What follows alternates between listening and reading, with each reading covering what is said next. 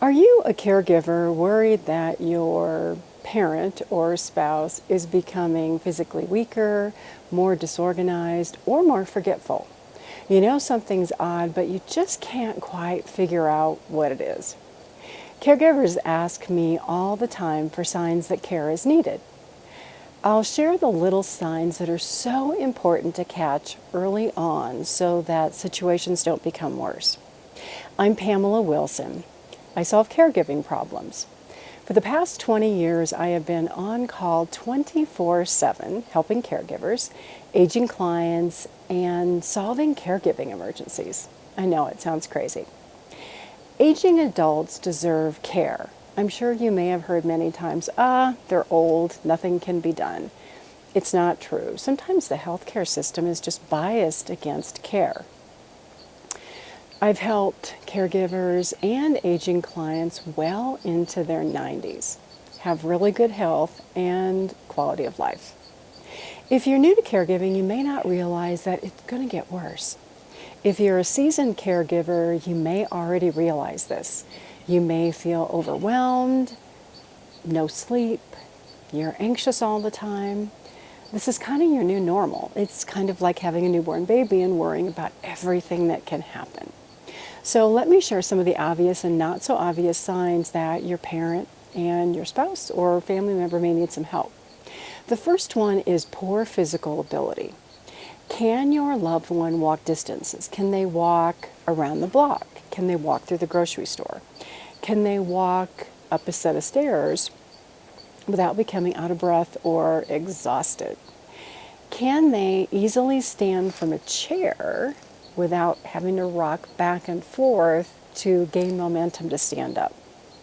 How is their gait, which means putting one foot in front of another, to walk? Are they able to balance? Can they stand on one leg and balance? Can you stand on one leg and balance? You might be surprised how much coordination that actually takes. So one of the main concerns about poor physical ability is what I call falls, fractures, and death. What happens when you receive a call from the doctor at the emergency room who says, your parent had a hip fracture and they cannot return home? And you're thinking, well, why not? The mortality statistics from older adults who experience hip fractures and falls are actually shocking. 13% of older adults living in the community actually can't return home. 23% who live in assisted living pass away within a year. 30% of older adults who have dementia and live in nursing homes pass away within a year. So it's pretty shocking. So when something happens to your parent, like an accident, where do you think they'll live? Will it be in your extra bedroom? Number 2, main concern, appearance. So when you visit, are they wearing the same clothes that they were wearing last week? Do they have food stains all the way down the front of their clothing? Is there a body odor? Maybe of urine or bad breath. Maybe it looks like they haven't brushed their teeth in quite some time. And when you ask them the last time that they took a shower, do they say, oh, honey, it was just right before you came? And you're thinking, I don't think so. I don't think it was today, and it doesn't look like it was yesterday, and by the looks of your hair, I'm not sure it was even last week. Not bathing is a sign of 2 things. One, it could be a sign of dementia because maybe they're just forgetting that they didn't change clothes. Or 2, it could be a sign of physical weakness. So maybe they've gotten into the bathtub and actually got stuck and couldn't get out. Or maybe they tried to take a shower and kind of slipped and fell, and now they're scared to death of going into that bathroom to get clean. It's important to know which. The third sign is memory loss. 50% of older adults over age 85 actually have dementia and they're undiagnosed. Why is that? A couple of reasons. The older adult cannot remember to tell the doctor that they're forgetful.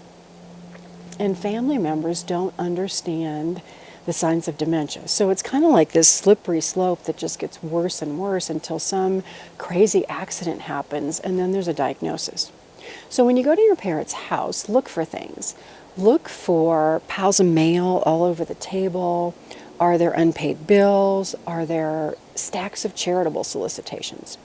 What that means is your parent wrote a check and wrote another check and wrote another check, and they're forgetting that they're actually writing checks. And so that gets kind of scary. Was your parent a great housekeeper and now the house wouldn't pass the white glove test? It's amazingly dusty. If you go into the bathroom, is it dirty? If you go into their bedroom, are the bed sheets stained? Are there piles of dirty clothes just everywhere? If you open the refrigerator door, is there food in there that's fresh or is it green and moldy? If you look at their prescription bottles and you look at the date of the last refill and the number of pills in the bottles, does it make sense, or is the bottle 90 days old and they're not taking their medications?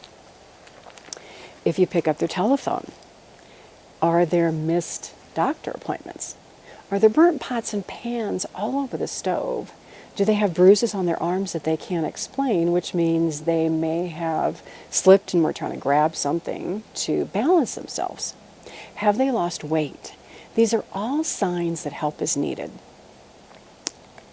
Let's say that you're going through their mail and you're looking at a credit card bill and you notice, oh, they bought 400 tires. Not a big deal. But then you notice a tow bill and you're thinking, they didn't tell me anything about a tow bill. So you go out to the garage and you look in the garage and you see a car that is like, oh my gosh, it should be totaled. And you're thinking, how did mom and dad forget to tell me about that? Well, does this sound like your teen years? All the things you hid from your parents that they had to find out. The roles have changed. You're now a caregiver for your parent, spouse, brother, sister, grandma, loved one. And it's time to get help. It's time to get help before the next thing happens that they forget to tell you about. Might be something like this. Oh, honey, that policeman let me follow him home from the grocery store because I got lost and I had no idea how to get back home. Or that fireman who picked me up off the floor, oh my gosh, he was so handsome. I fell and I couldn't get up, so I had to call 911. The last thing that you want are the police and the fire department visiting your parents frequently. That is a whole other caregiving catastrophe. It's for another video. I'm Pamela Wilson. My website is PamelaDWilson.com. I solve caregiving problems. If you found this video helpful, I'd appreciate a like or a love. Comment. Tell me your number one caregiving concern. Then share this video with others. 1 in 4 people are caregivers who are looking for reliable information. I'll see you in the next video.